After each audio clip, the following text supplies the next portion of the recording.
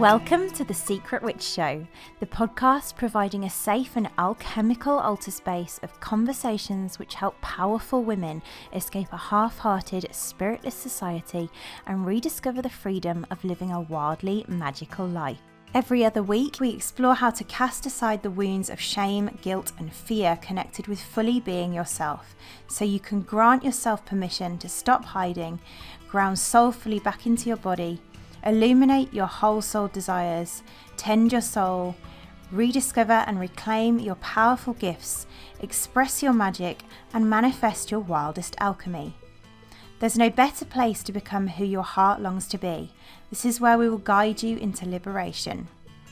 I'm your host, Nicole Barton, and I'm so excited to dive in. Welcome back to The Secret Witch Show, or welcome if you're new, and this is your first episode. I am Nicole Barton, and I am super excited for today's episode. Manifesting magic is one of my favourite topics, so we'll dive into that in a moment. Before we do, I just wanted to invite you. We have our final Manifesting with the Moon ritual, our healing ritual that we do generally around once a month. Each month around new moon to really harness the energy of the moon and create magic and manifesting magic, of course, which goes perfectly with this episode. But it's also a really gorgeous gathering within our community, within our sisterhood.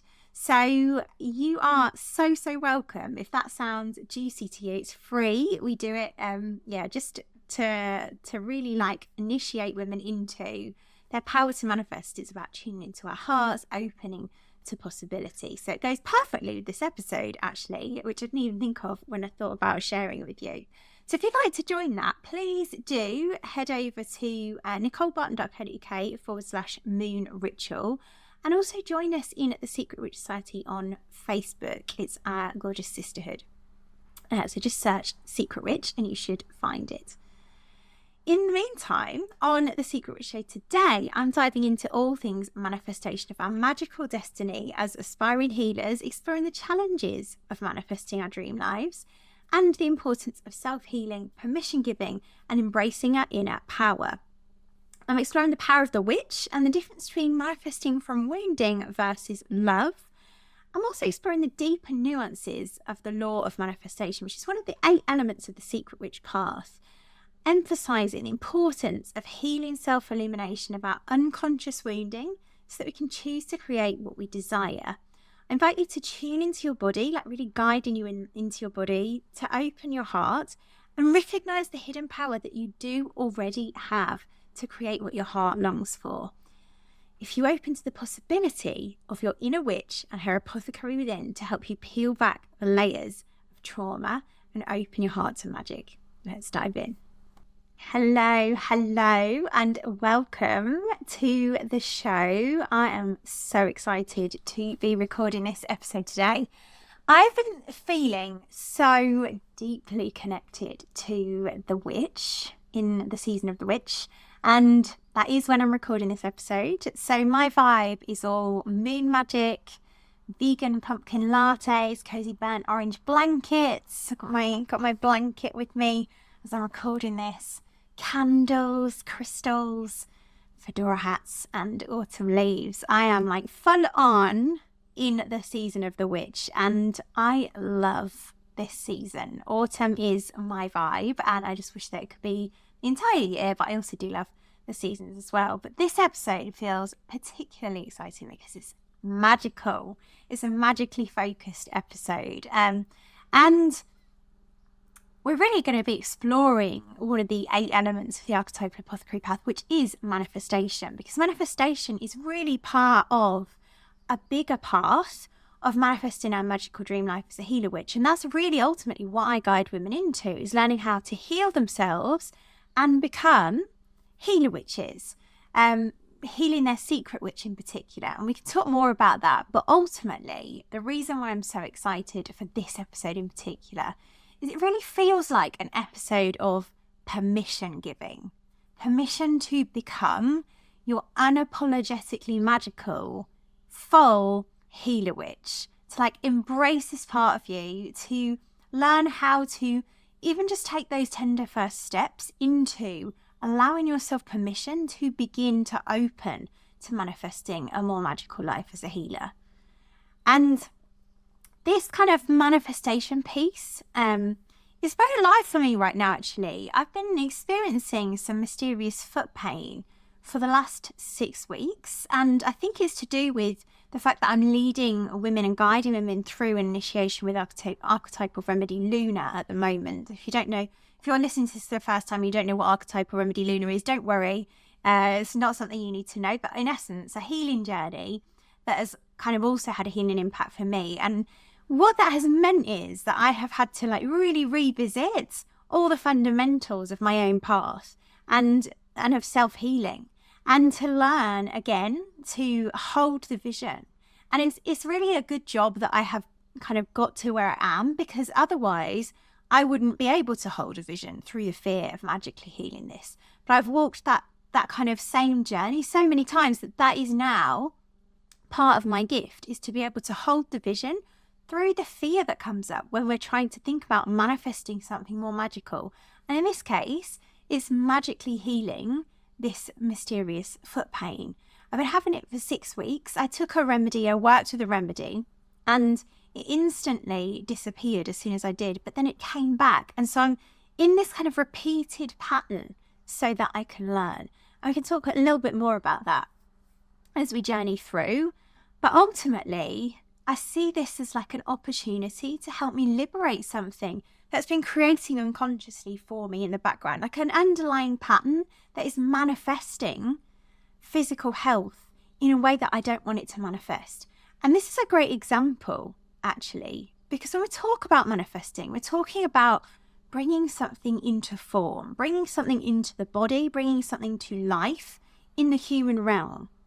Like manifesting something is creating something physical, tangible, and often that can be health, and that is what is coming up for me at the moment. And I'm going to dive into this a little bit more in this episode, but ultimately what's happened with my foot that I see now, having walked this path for myself, is that I have been creating something unconsciously that has created a manifestation of this foot pain. And so my work for the last few weeks has really to be journeying with what is that? What is that underlying energetic pattern that needs healing and loving? Whenever I say healing, here loving, because I'm not meaning fixing. I wrote a post about that the other week, if you want to go and dig that out.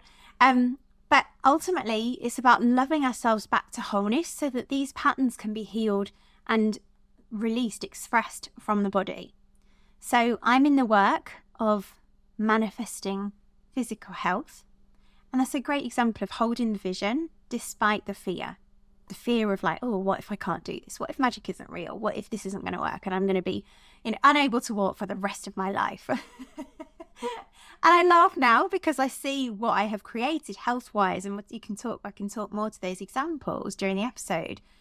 But I see what I've created, and that gives me evidence to inform my confidence that what I'm sharing today is true. And I invite you, although I feel it for myself to be true, what I invite you to do in this episode, and what I'll leave you with as well, is this is an episode to help you begin to play with the wisdom in this. You play with it, see how true it feels for you in your own life. And what I will say is that when we are in that kind of holding a vision, if you're listening to this, it's likely that you're listening to it because there's some kind of vision of a more magical life, or a dream life as a healer. And that could be a healer of yourself, that could be a healer of others. Whatever it is, there's this kind of vision. And you may or may not be aware of what that vision is exactly, like the details of it. There's this sense of something more, something different to what is going on in your life now. And often what will happen when we start to open up to seeing those visions or seeing what's in our heart, seeing something that we want to manifest, whatever it is, whether it's being a healer, whether it's healing ourselves, whatever it is, could be something else entirely. What will happen is there will be a load of fear that comes in. And as witches, and I'll speak more to the witch in a moment, as witches, witchy women who are magical women, we create what we believe. Now, that may not be new, so bear with me because I'm going to dive into the nuance of that. Like, that may or may not be new information to you. But what I'm here to share is like the kind of nuance of manifestation that's often not taught in this episode. And what this doesn't mean, if like, yeah, you're like, okay, yeah, well, I know I create what I believe. Like, it doesn't mean what we're often taught in manifestation, which is we can just flip a switch and believe something different. Some people can, and that might work for them. But on the whole, from what I've seen of women who end up here and from my own experience, is that we have some inner work to do to be able to get there, to be able to start manifesting more magic. And that will show up in the way that we create mundane lives that feel dull, that feel chaotic, that feel traumatic in many cases. And so this is what this episode is about. It's about awakening to what it really means to manifest a magical life and how we go about that, how manifestation really works. And it's very much about learning how to express our truth. And so I just wanted to, before we dive there, I wanted to talk about what stops us from manifesting magical dream lives. And I was thinking about this because one of the biggest things I think that can stop us to begin with is the closure to our possibility. And I say that with the caveat of knowing that it makes so much sense as well that we would also close to our possibility. Like, if we're feeling stuck and not manifesting what we want, there is some form of closure of our hearts. And the reason it makes sense is because often secret witches who arrive here to this podcast have had similar journeys to me, and often we've had so much trauma that it has us push away possibility. Like, it becomes hard to receive joy, magic, whatever it is that we desire. Like, we will presume, because of the amount of trauma that we've had, that it's just not possible for us.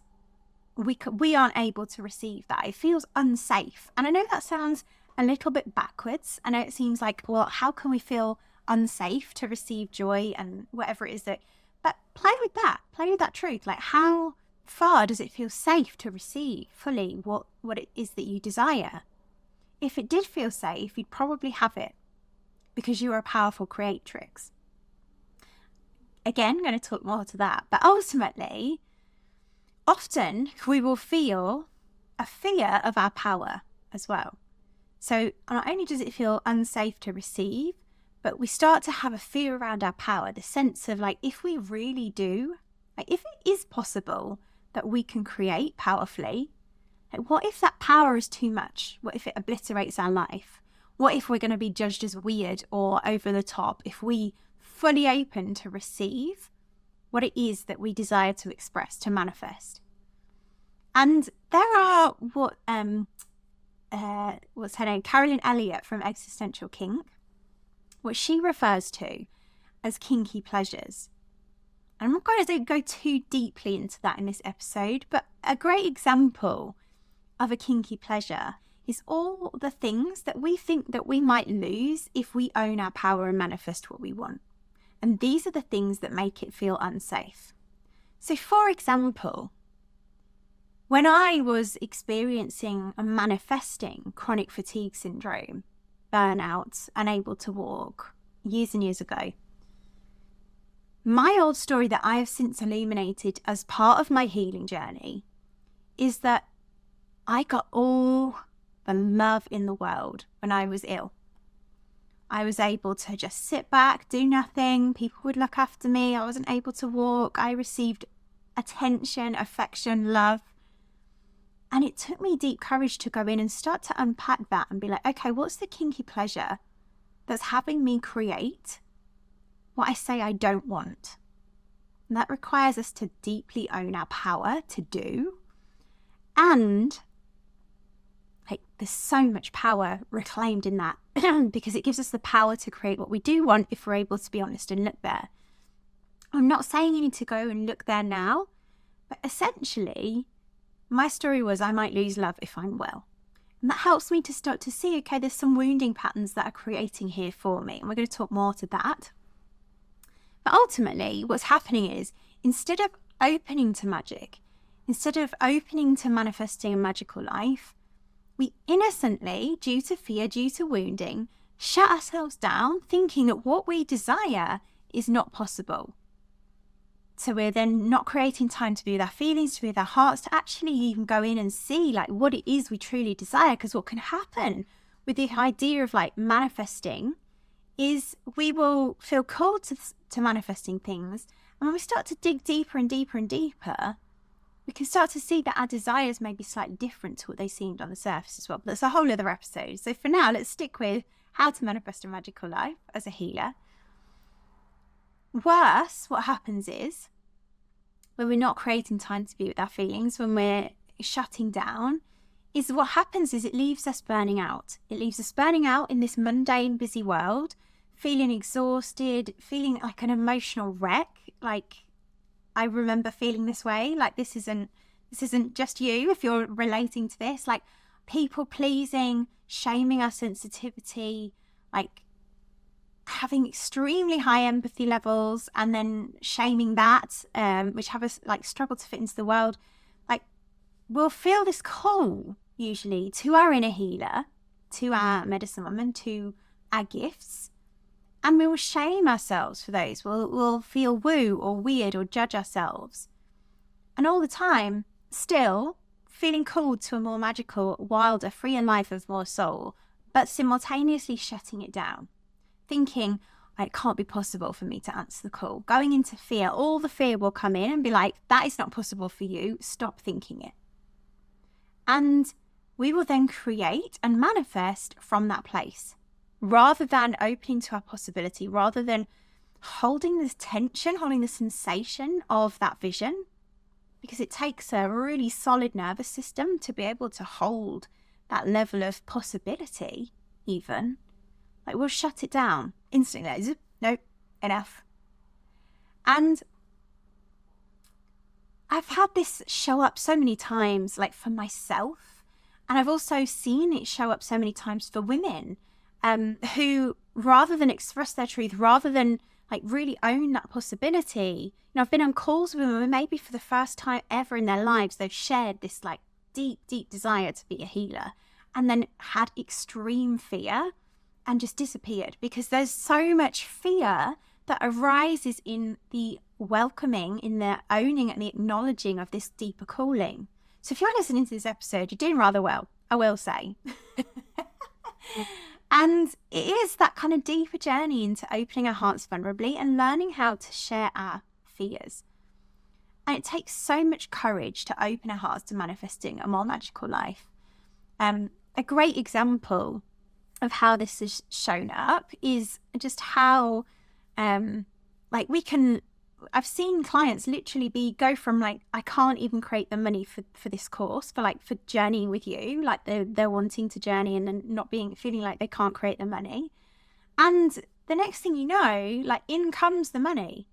And I say that with the caveat of like, let's meet ourselves where we are. Like, I'm not saying just go and recklessly sign up to something. If you've listened to any of my other episodes, like, I'm very much about meeting a human where they are and being realistic, being honest with ourselves and going at our soul's pace. But I've literally witnessed clients, for example, not even just with me, like I remember a client wanting a free course to deepen her gifts. I'm not going to share what the gifts were because it might kind of identify her, but like really, and I haven't asked her permission. So like she wanted this course, and she manifested this course, and it was worth thousands of pounds to deepen into her gifts. And that was as a result of learning how to open her heart and create from that place, create from like that open place. You can always like feel it. If you feel it in your body just for a moment, like if you are closed to possibility, how does that feel in your body? Like this sense of like, no, wall up, can't create, it's not possible. Versus like really just taking some breaths in. It's like visualizing the gates of your heart opening to possibility, to the possibility that something else could be created. Like, what's the difference in sensation in your body? Think about that, feel into that, get the texture of it, get the color of it, describe it in sensation. So much more is created magically from that second place, from that place of risking it all to have an open heart. That's the energetic we're talking about cultivating here. And I invite you to feel into your bodies, just in life in general, see where you're creating from. That's a little practical one for you. But ultimately, what happens is, for the witch, for the healer, is we will often feel that call to awaken to our gifts, to something more, but we'll shut it down innocently. I cannot stress the importance of knowing the innocence of this. And we'll feel we aren't cut out for it. And my point of view is that this isn't true. Like, this idea that we're not cut out to be a witch, a healer, cannot be true. Like, you would not be here listening to this episode if it was true. All of this is a deeper calling to work with our witch for self-healing. Because often what's coming up is a fear of the witch and her power to create, her power to manifest. And what will happen, particularly for witches, this is a particular secret witch thing, is that if we're witches, we will learn very cleverly from childhood to harness our magical power, our manifestation power, against ourselves. If you're a witch, it's likely you will be kind of self-destructive, a bit of a bully to yourself, like getting your BT sticker up, I call it, and like beating yourself up for what you're doing wrong. And there's almost like no need for us to be burned at the stake by other people anymore. Like, this is us burning ourselves. And this is a sign that you are a powerful manifester. Because the most powerful women I know, most powerful witches I know, create more chaos and drama than most people. And there's this kind of beating up of themselves for that. Now, the hard truth here is that we innocently harness our manifestation power to create unmagical lives. Going back to what I was saying about physical manifestation of illness. And this is because of our wounding, which is also likely, if you're a healer, will have had a more extreme amount of trauma in our lives. So this is also another reason why we tend to create more chaos and drama, because we're creating from our wounding, and I'll explore more about that. But ultimately, this is so true for me. Like, I remember looking back once and counting a trauma for every year of my childhood. And what I will say is that often witches have come here with a lot of trauma because they're here to heal that for themselves and then pass those gifts on.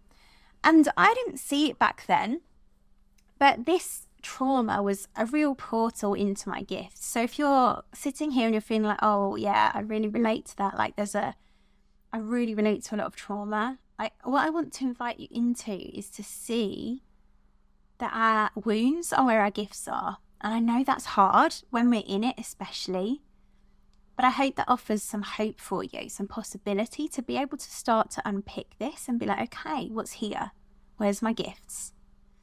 And for example, I often use the example of when I burned out when I was age 10 and I had a year off school. And for so long, I saw that as like, oh, poor me, like I missed a year of school, blah, blah, blah, until I realised the gift in that was that my mum had taken me to all the witchy healers, and I basically had a witch apprenticeship. And I'm like, how cool is that? Like, that was setting me up for the actual career that I was meant to have, not the career that schooling was going to guide me into, but like to be the witch that I am today. I had my apprenticeship at age 10. And so I'm wondering, just as you're listening to what I've been sharing, like, how far are you relating to those themes? And just in your mind, just top out of 10, like, how far do you resonate with that? And resonance is such a healer. Like, stories are so powerful. Ultimately, I'm serving the remedy of archetypal phosphorus right now, and that will be activating those of you who are likely archetypal phosphorus, which is the witch. Don't need to know any more about that. I'm just sharing it because it's truth.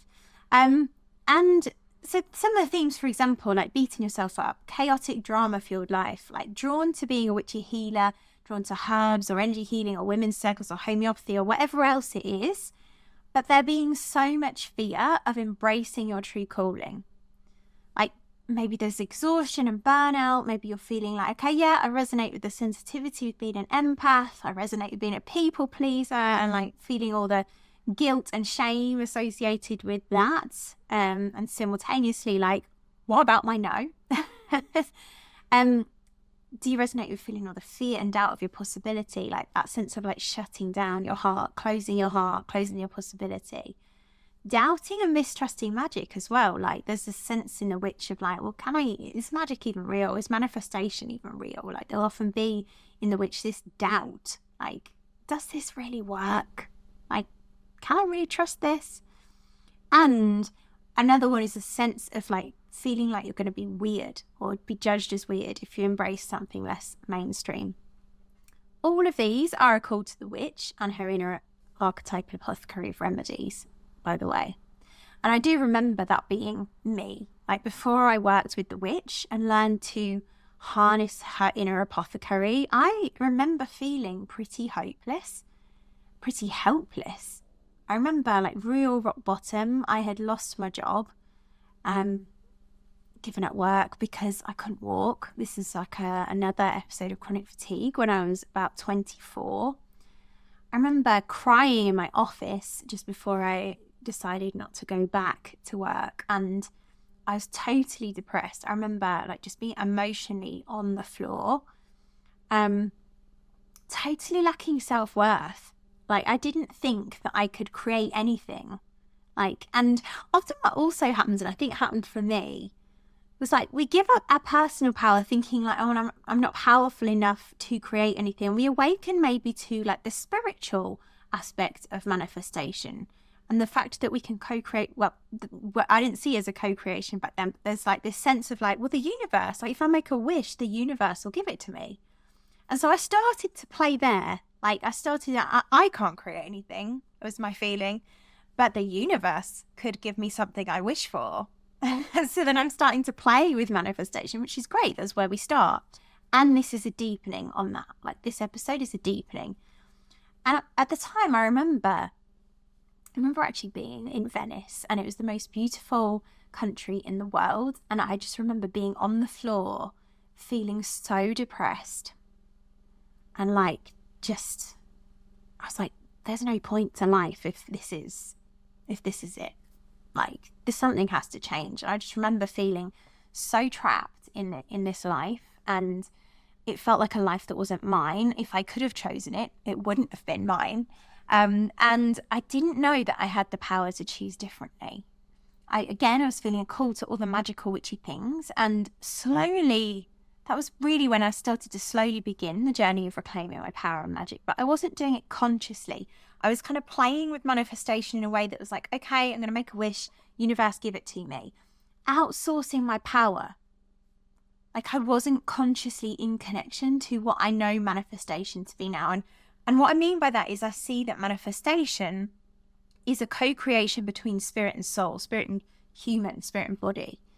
And there was no guide that was teaching me this at the time. So I've kind of learned the hard way and put it all into a path that kind of saves women from having to go through all of that and saves time and energy and effort. By working with the witch. I didn't know about the witch being a symbol of our magical power, being a remedy in her own right that can help us to manifest more magical lives. And there are different aspects to the witch, which I think are helpful to illuminate in this instance, because often we'll think of the witch as a healer, and thus there is like the healer witch. This is what we're here to talk about in this episode, like how do I manifest a more magical life as a healer witch. So we often identify really nicely with the healer witch, like really resonantly, really like to feel that fire of like medicine woman calling us. There's another aspect of the witch that's really important for us to be able to access that, and that's the creatrix. The creatrix is an aspect of the witch, and the witch part that knows how to create a more magical life, how to manifest, how to create. And so the solution, if you like, if you want to put it in a mundane box, to all of this, in my point of view, is to learn to welcome our witch, to learn to reclaim our power, reclaim this magical creatrix in us, within us, because she's already in us. We've just been shaming her, suppressing her as too much, as like, oh no, that's unsafe, who manifests all of her life. I've often heard witch referred to as a woman in total control of herself. I'm unsure about that, in that there's like almost like a sense in the mystery of the witch that's like, yeah, no control. Like, we're literally here for the mystery. Like, the feminine, really, you know, there's power, but control is a very masculine thing. But I love the element of it that's like, we have power.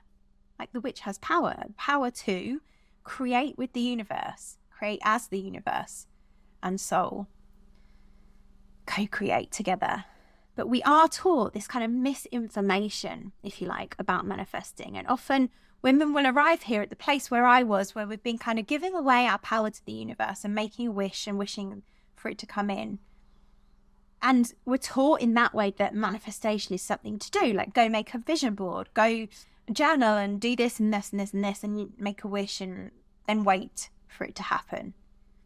And what that misses is the deepening into seeing that we don't wait to be powerful creatrixes. Like, there's not somewhere to get to be a more powerful creatrix. You are already a powerful creatrix, because we are already creating. We're already manifesting.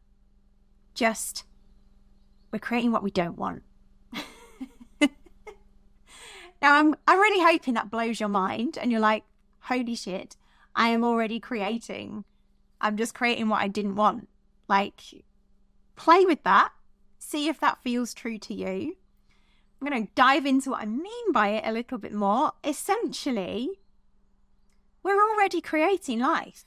Like, there's nothing to do to create life. We're creating life every moment through our thoughts. We are already manifesting, but from wounding. Unconscious wounding. And our work is to make that wounding conscious so that we can create what we desire.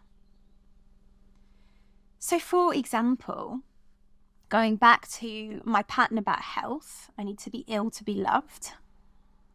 I remember just after I gave birth to my little girl, I got Bell's palsy. And what that meant was I had a paralysed face. And my face was staying paralysed until I started to work with the witch. And I doubted my power. I was creating from the story, innocently, this unconscious story, that I need to be ill to be loved. Innocently.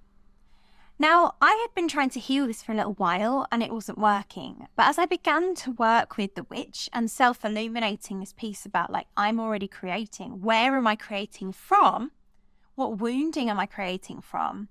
I began to heal what was deemed by the top London doctor in the Shard as unhealable. It got complications. The Bell's palsy got complications. So this was described as unhealable. As you can see on the video, like, my face is healed. And so, like, this is a great example of how I learned to manifest a more magical life, something more physical again. Like, I learned how to manifest that not from wounding. But it was only in doing the deep work with the witch as a remedy and working with the inner apothecary that has now become the archetypal apothecary path that I teach. It was only in that work where I was able to begin to love myself, tend my fear, tend my nervous system, and open to the possibility of choosing differently. Because I was creating from wounding. I was manifesting life from wounding already. There's nothing to do to be a more powerful manifester. We're already manifesting. I was just creating, manifesting from wounding rather than from love, rather than from desire, rather than from possibility. And back to the feeling in the body, closure versus opening. When we create from opening, we're creating from love, creating from the heart. That will manifest the life that we love. When we're creating from closure, we're creating from wounding. So what it requires of us to manifest a more magical life is to begin to grant ourselves permission to choose differently. Just feeling that, like, amongst the fears of failure, the fears of obliterating our lives, the fears of not being good enough, like all the things that come up in this healer journey, like we need to love ourselves in those, because those fears are likely creating us to feel like we're not good enough, to feel like we can't do it, to feel like this isn't possible for us. Those are old stories manifesting for you. And there is a way to move past that with love. Open our hearts to possibility. Creating the time and space to go into the deep work of self-illumination being one of the most important things. And that's, again, something we really struggle with. Like when we're thinking about manifesting a magical life, like one of the first hurdles for the creatrix is often manifesting time and space to be in the deep work. Like that's one of the first hurdles we have to jump often. And it will always show up in a very meta way. Like I always chuckle to myself when women are like, okay, cool, I really want to do this program, but I just haven't got the space. I haven't got the time. I say, but the program's about creatrix, about learning to create what you desire. And it's like the first hurdle that she's inviting you into is creating the time and space. And I laugh because I'm laughing at a younger version of me. Like I'm laughing at the version of me that still shows up at times until I remember, oh, there's that pattern again. And it's true. Like we are unconsciously creating what we don't want. Like when we realize that, we realize we have the power to choose differently. That doesn't always make it immediately accessible to choose differently. The work is to notice and love ourselves and love that wounding home. But it's helpful to see. Now, what happens often with a witch is she will also have her focus get pulled to chaos, drama, and wounding. So part of the work is opening. Part of the work is learning how to harness our focus into what gets revealed as the new story. Now, I don't want to talk too much about this because what could happen when we talk about the new story, which often can be represented by affirmations in the manifestation world, is that we can tend to jump straight into the new story. And this is basically what manifestation teaches. Like, go make your vision board. Now just recite your affirmations as to what you want to be, who you want to be. And that doesn't work in isolation. It's a part of the path in some ways, like how we work, what my one-to-one clients work with an alchemy incantation, right? Really distilling who they are, their unique gifts as their like avatar, their witchy avatar. But that in isolation isn't going to heal. And that's why manifestation is one of the 8 elements of this path, because ultimately that is just one element, and we need to not bypass this old story. So liberation, self-illumination, these are also elements of the archetypal apothecary path, because we need to see and love and tend our inner little girl who has learned old stories, untrue stories, and who is creating from there. Often you can think of it as like when we're creating something we don't want, it's our inner little girl creating it. And she wants love. She wants love to feel safe to change that pattern. No amount of skipping all of that, like being in our body, loving our inner little girl, like tending our nervous system, creating the safety within ourselves to like allow ourselves to move into the possibility of the new story.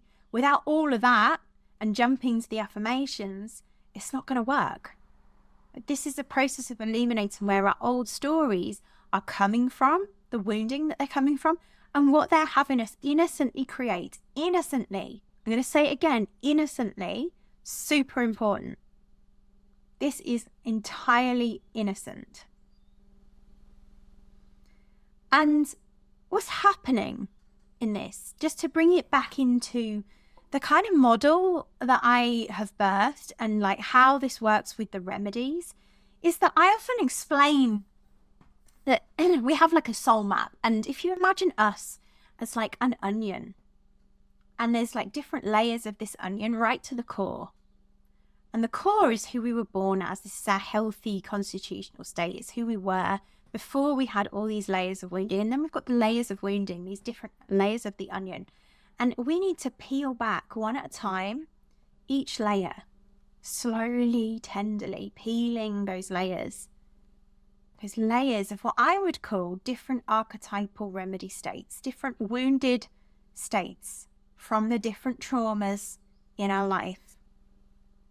And I believe our soul came in with a plan to live through these different onion layers, to experience those personal traumas, the ancestral traumas, the layers, so that we can heal and so that we can then learn how to help others. So ultimately, the way that kind of works is, I'll just give you some examples. And by the way, we manifest from each of these different layers. So the work is peeling back the layers, learning how to manifest differently. And I'll give you an example. So for example, we might be born, often women who are witches are born with a phosphorus constitution. They're very open-eyed, like big eyes, sensitive, like very open to all external forces, like very curious. When they were little, they were like, oh my goodness, the world's so magical. They'd be the ones playing with potions and like really like outgoing, bubbly, like life and soul. But over the years, that got squashed out of them with these different traumas. And so you may have had some personal traumas, for example, and sort of put you into different remedy states. So for example, abandonment might put you into an archetypal remedy pulsatilla state.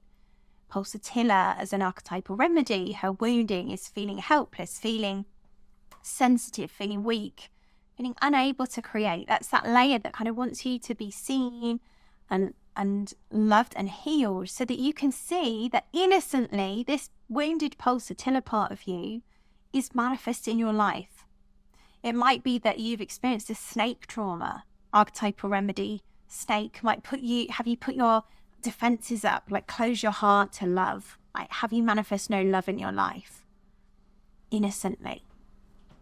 Might be a lunar trauma, like that archetypal remedy might make you doubt magic even exists. Luna's the moon, like there's this sense of like mystery and magic, but there can be this wounded sense of like, well, does magic even exist? Can I really even trust magic? That might make you close your heart to magic. It might be a clear quartz trauma layer. That archetypal remedy might have you operate only from logic and dismiss your brilliance. Clear quartz brilliance. Might be a syphilinum trauma that has you create chaos because you think you're only able to be destructive. Or it might be a she-wolf trauma because that has you kind of not express your wild because you fear being judged and rejected. There are like 3,500 different remedies. So I'm not going to go through them all, but like these are just to give you examples. These could be the different layers that you have of your onion, and you are manifesting from the wounds of those remedies. And the witch knows how to work with these inner archetypal apothecary remedies, with her inner apothecary of these archetypal remedies, to revisit aspects of herself, to peel back that layer and to welcome it home, to go, okay, like, where am I creating from? Am I creating from the wounding of this remedy? And what's the gold?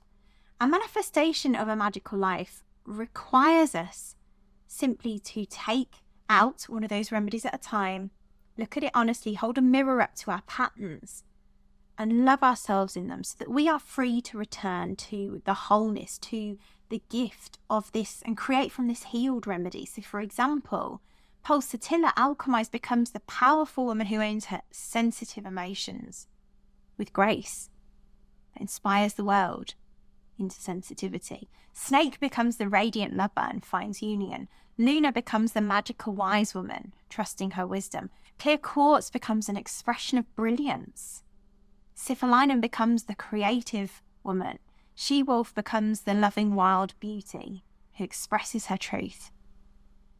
In other words, we begin to manifest our unique magic and manifest the gold of these things, creating from the gold of the remedies, learning to fully express ourselves and our gifts rather than creating from our wounds, manifesting what we truly desire rather than from the fear, from the wounding, from closure. And that said, I mean, that's pretty mind-blowing. If you didn't quite understand what I was talking to about the remedies, don't worry. In essence, I'm saying we create from our wounding, and the work is to learn to heal our wounds in order to manifest what we truly desire. That's the crux of this. Like, that's how to manifest a magical life as a healer. And at the same time, as I said, like, we can't jump there. So how do we begin?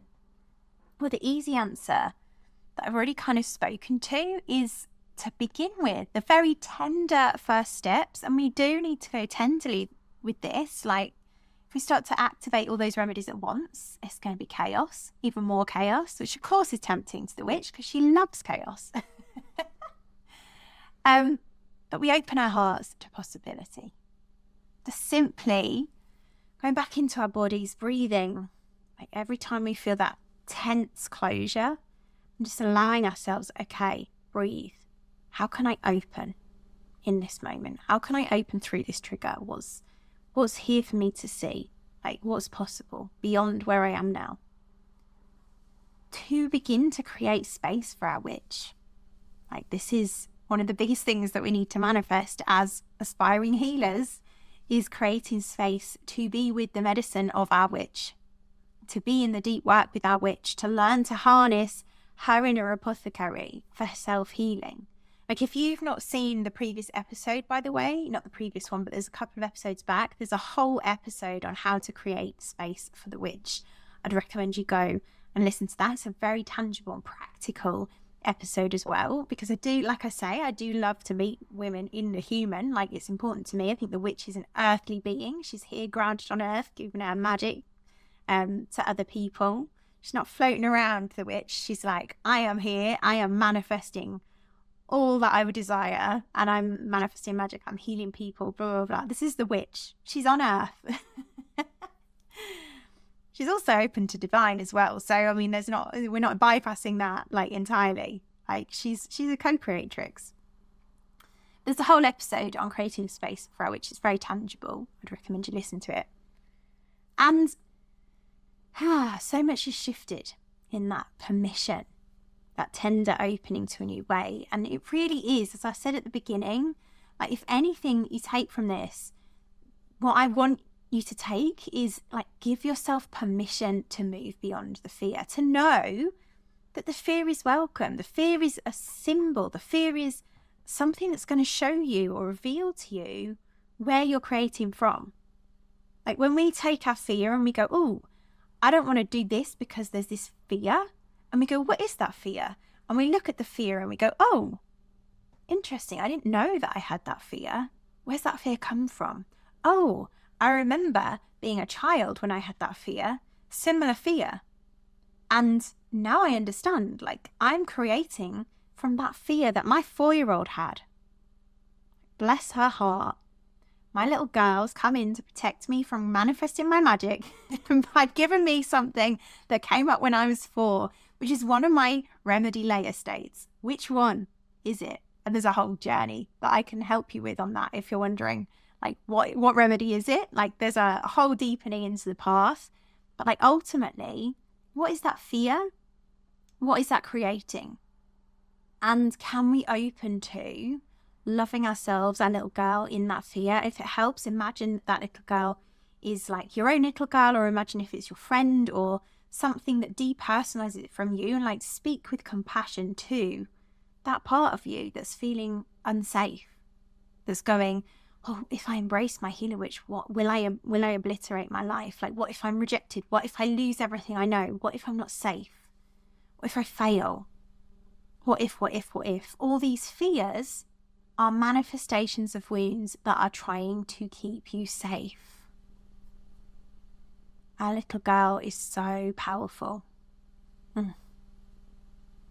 Oof, that's made me emotional, actually, because I know my own little girl did not feel powerful.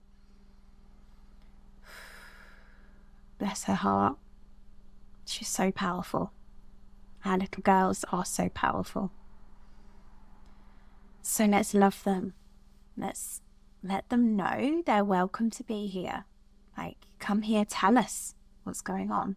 Like, tell us what your fear is. It's all welcome. It's all information. You're safe to let us know. Breathing it out. And the more we welcome that, the more that we don't bypass that with the affirmations, with refocusing for the moment. Like, we move into refocusing as we've learned to really, truly welcome this part of us. Like, as we do that, as we let our little girl show us like where we're creating from, we begin to open to the possibility that there's somewhere else to create from. This shadow, when left unloved, it compels us from the underworld. Like, it manifests disaster, chaos, until we face it, until we heal it, until we love it into liberation. And that requires us to open our hearts and go into the deep work of healing, the self-illumination. Oh, gorgeous. Such an important episode. Like, what I would say, as what I said at the beginning, take this information. I hope I've blown your mind. I know it blew my mind when I first came across this. It's like, oh my God, I've been doing manifestation all wrong. I was already creating. And yeah, so take that, test what I'm sharing for yourself. Where are you creating from old wounds? Unconsciously, innocently. What can you start to see about where you're creating from? Notice it, play with it, see if you can feel the truth in it. Think about where you were recently triggered. What was the trigger? Does it relate to an old wound? Be with that question, but be with it with compassion for the innocence of it, because otherwise our little girl will not feel safe to reveal where she's creating from. Wrapping all our little girls in deep, deep love. And yeah, I would love to know what comes up for you in this episode. And so please do share with me. If you haven't already, join our Secret Witch Sisterhood on Facebook. If you search Secret Witch, you should be able to find us. And I would love to know, like, what did you love about this episode? How did it land for you? Like, which bits felt juicy? Which bits felt resistance? Like, be curious about the resistance. Love the resistance. I love the resistance. Share it with me. It's all juicy to me. And yeah, anyway, I'm going to leave it there, and I will see you in the next episode. Lots of love. That was a magical episode, as ever. Here are my takeaways. Manifestation is an important element of the journey of embracing our gifts as healers.